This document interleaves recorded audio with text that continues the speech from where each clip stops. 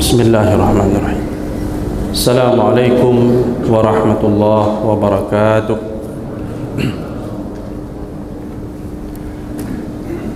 Alhamdulillahi rabbil alamin. Wa bihi nasta'in ala umuri dunya waddin. Asyhadu an la ilaha illallah waliyyus salihin. Wa asyhadu anna Muhammadan abduhu wa rasuluh. Allahumma salli wa sallim ala nabiyyina Muhammad wa ala alihi wa sahbihi ajma'in, amma ba'd.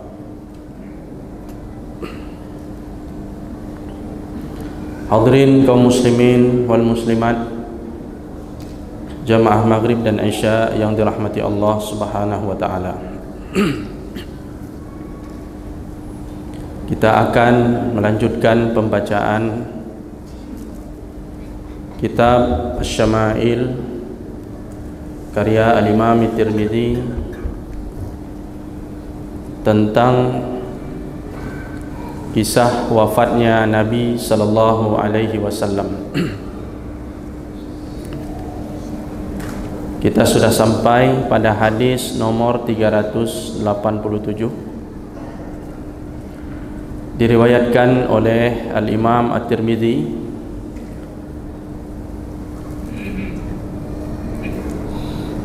dan hadis ini juga ada dalam Sahih Bukhari atau hadis yang semakna dari Aisyah radhiyallahu anha, Ummul Mukminin radhiyallahu anha, annaha qalat, beliau berkata, ra'aitu Rasulullah sallallahu alaihi wasallam wa huwa bil mauti wa indahu qadahun fihi ma. Aku melihat Rasulullah sallallahu alaihi wasallam pada saat menghadapi kematian. Detik-detik Rasulullah akan pulang menghadap Allah Subhanahu wa taala, mengalami sakratul maut. Dan pada waktu itu Sayyidah Aisyah memperhatikan kondisi Nabi sallallahu alaihi wasallam. Pada saat itu Rasulullah berada dalam pelukannya. Wa indahu qadahun fihi ma. Di dekat Rasulullah ada bejana yang berisi air. Wa huwa yudkhilu yadahu fil qadah. Dan Nabi sallallahu alaihi wasallam memasukkan tangannya ke dalam bejana tersebut. Summa yamsahu wajhahu bil ma'. Kemudian Nabi sallallahu alaihi wasallam mengusap wajahnya dengan air tadi.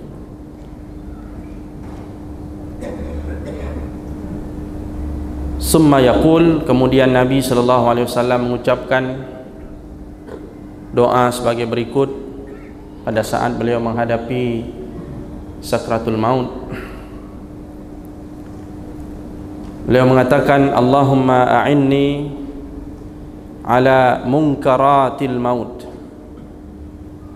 Dalam riwayat lain, Allahumma a'inni ala sakaratil maut,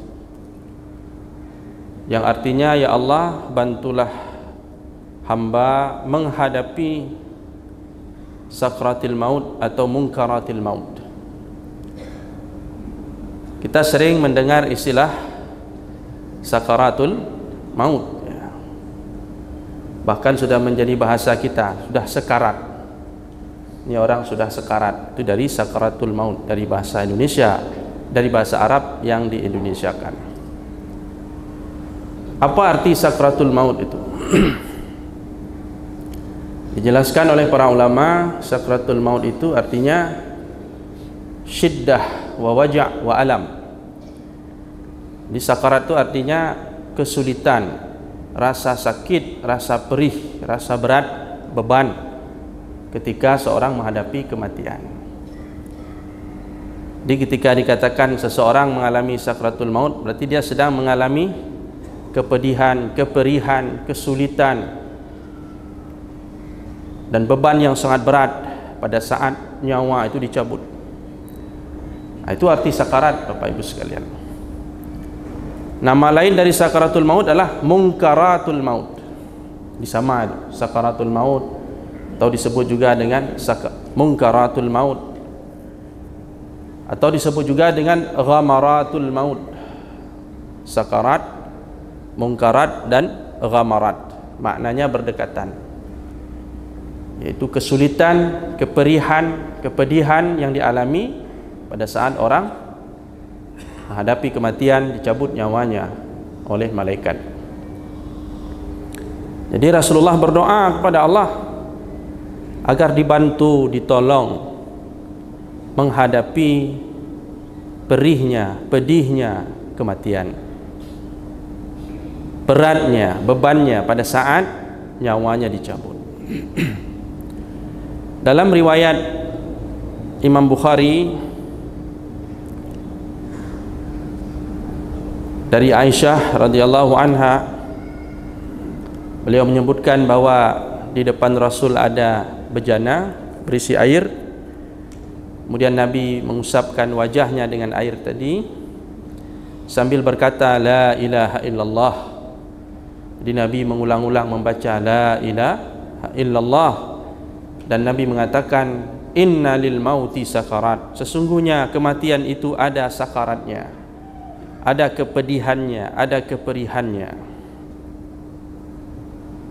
Kemudian Rasulullah sallallahu alaihi wasallam mengangkat tangannya ke atas sambil mengatakan fir rafiqil a'la, fir rafiqil a'la, sampai akhirnya Nabi meninggal dunia atau wafat, dan tangannya pun jatuh, ya, melemas. Artinya fir rafiqil a'la, Nabi sallallahu alaihi wasallam memohon agar dirinya ditempatkan bersama orang-orang yang mulia, teman-teman yang mulia, sahabat-sahabat yang baik,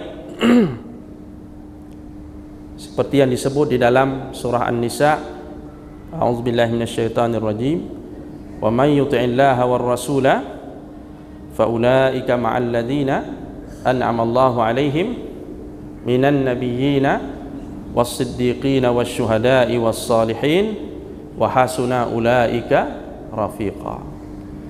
Jadi yang dimaksud dengan ar-rafiq di sini yaitu teman-teman yang baik, sahabat-sahabat yang baik, para nabi, para syuhada, para siddiqin, para salihin.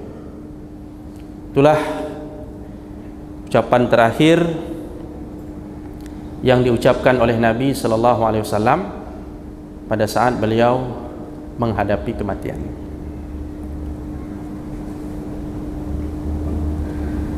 Mungkin ada yang bertanya, kenapa Rasulullah sampai berat sekali menghadapi kematian itu? Bukankah Rasulullah itu orang yang paling mulia, yang paling disayang oleh Allah? Kenapa tidak kematian Rasulullah itu ringan? Kenapa berat sampai Rasulullah harus mengusap wajahnya dengan air, sampai Nabi berdoa agar ditolong oleh Allah Subhanahu wa taala menghadapi beratnya kematian? Kata para ulama, wa fi tilka syada'id takfirun wa rif'ah. Ketika seseorang menghadapi sulitnya kematian, di situ ada takfir, ada pengampunan dosa. Dia orang yang beriman, ketika kita lihat meninggalnya susah, berat, itu jangan langsung suuzan kita. Kita selama ini kalau orang berat sakratul maut langsung terbayang, ini nampaknya su'ul khatimah ini orang. Ini nampaknya orang ini belum diampuni oleh Allah. Terbawa terus pikiran kita berpikiran negatif. Ini nampaknya ahli neraka ini, karena berat sakratul mautnya. Padahal kata para ulama, seseorang yang berat menghadapi sakratul maut bagi seorang mukmin itu mengandung takfir wa rif'ah. Takfir itu untuk menghapus dosa-dosa dia, wa rif'ah atau mengangkat derajat dia. Jadi termasuk Rasulullah itu kalau ditanya berat enggak Nabi meninggal? Berat. Kenapa Nabi berat ketika meninggal? Allah ingin angkat derajat dia. Sebagaimana waktu beliau hidup, kalau sakitnya berat, Kalau Nabi demam tu demamnya 2 kali demam kita. Cobaan Nabi itu berat. Asyaddun nasi bala'an al-anbiya summal amsal fal amsal. Manusia yang paling berat diuji adalah para nabi. Kemudian ujian itu datang, tingkat kesulitannya sesuai dengan derajat keimanan seseorang. Di Rasulullah sebagaimana ujian hidupnya berat, sakitnya waktu hidup juga berat, 2 kali lipat sakitnya kita, seperti yang diriwayatkan dalam hadis Sahih Bukhari dari Abdullah bin Mas'ud. Beliau mengatakan, ataitun nabiyya sallallahu alaihi wasallam fi maradih, aku pernah datang mengunjungi Nabi ketika sakit, wa huwa yu'aku wa'kan syadidan. Beliau ketika itu mengalami demam yang luar biasa tinggi, panas badannya. Aku berkata, Abdullah bin Mas'ud berkata kepada Nabi, innaka la tu'aku wa'kan syadidan. Sesungguhnya engkau mengalami sakit demam yang cukup tinggi, ini luar biasa. Qultu, aku berkata, Abdullah bin Mas'ud mengatakan, inna dzaka bi anna laka ajrain.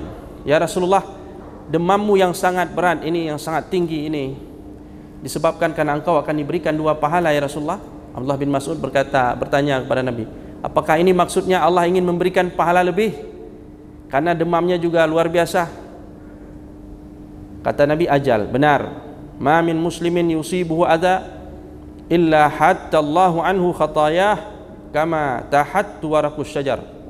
Setiap muslim yang diuji dengan musibah yang berat, maka Allah akan menggugurkan dosa-dosanya sebagaimana berguguran daun-daun dari pohon. Ya, sebagaimana daun-daun yang kering berguguran dari pohon-pohonnya. Ini ucapan Nabi sallallahu alaihi wasallam. Jadi Rasulullah itu berat menghadapi sakratul maut karena Allah ingin mengangkat derajatnya, ingin menambah pahalanya sebagai ujian terakhir yang dihadapi Nabi sallallahu alaihi wasallam. Dan setelah itu tidak ada lagi ujian-ujian dunia. Rasulullah sudah bersama ar-rafiqil a'la, orang-orang yang dimuliakan. Kaum muslimin yang dirahmati Allah Subhanahu wa taala, ini diperkuat lagi dengan hadis nomor 388, hadis setelahnya, diriwayatkan oleh Al-Imam At-Tirmidzi, dan ini juga ada penguatnya dari Sahih Bukhari karena hadis ini lemah, sanadnya lemah, karena ada perawi bernama Abdurrahman ibn al-Ala, perawi yang dinyatakan majhul, berarti ada masalah. Tapi riwayat ini ya didukung oleh riwayat lain dalam Sahih Bukhari. Jadi biasa itu fenomena hadis kadang-kadang lemah dari satu jalur, nanti ada jalur lain yang dinilai kuat, jadi saling menguatkan. Kesimpulannya hadisnya sahih, hadisnya lemah, hadisnya kuat. Sayyidah Aisyah mengatakan, la aghbitu ahadan bihauni mautin ba'da alladhi ra'aitu min syiddati mauti Rasulillah sallallahu alaihi wasallam. Sayyidah Aisyah mengatakan, aku tidak cemburu ketika ada orang yang meninggalnya mudah. Ada orang waktu meninggalnya terlihat sangat mudah, ya, mudah sekali meninggalnya.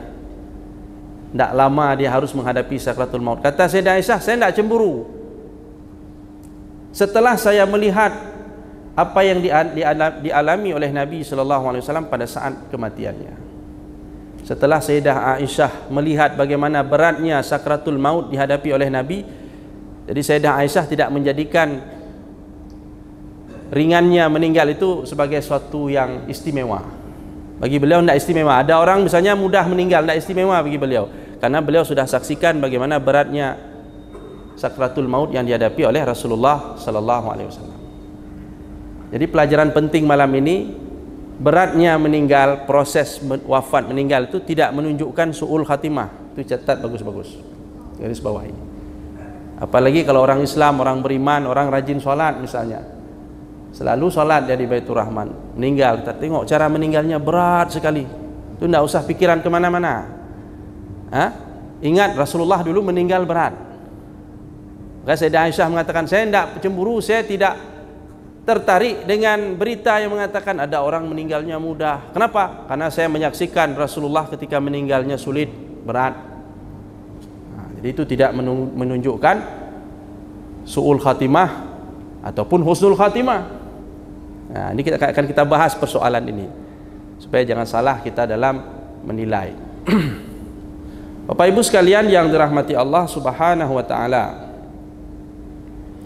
Dan Sayyidah Aisyah dalam riwayat Bukhari mengatakan, "Fala akrahu syiddatal mauti li ahadin abadan ba'dan Nabi sallallahu alaihi wasallam." Setelah aku menyaksikan bagaimana Rasulullah menghadapi sakratul maut, bagiku tidak ada masalah ketika ada orang yang meninggalnya dengan cara yang berat, sakratul mautnya berat, tidak ada masalah. Kenapa? Karena dia teringat bagaimana Rasulullah menghadapinya. Dan